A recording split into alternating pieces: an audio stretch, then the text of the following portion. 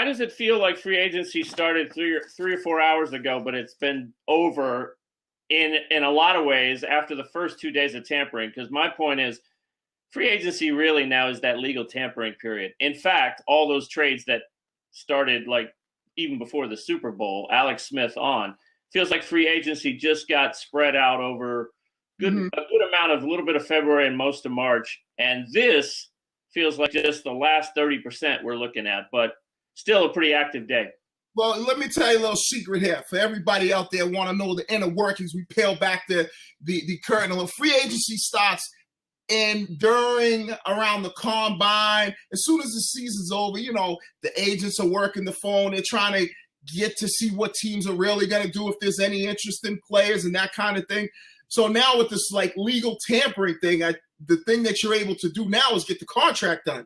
So as soon as the free agency it opens up, boom, we know what guys are making instantly. Before, when I played that, you didn't have that. So you had to wait like until free agency started, and then you started seeing what people were getting contract wise. But at the end of the day, for people that really don't know, that whole free agency starts right after the Super Bowl, goes into the combine. The agents, they're doing their thing. So you look at it nowadays, and I actually like the legal tampering thing. I think it's good for the game.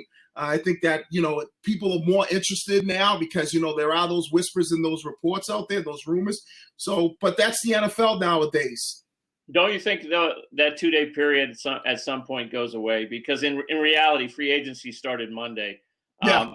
I think in the years to come, you're going to see the league say, tell us again why we're doing it with 2 days where it's a facade that free agency hasn't begun, when in fact we're kind of stealing the thunder that we're trying to create this big New Year's Day for the league.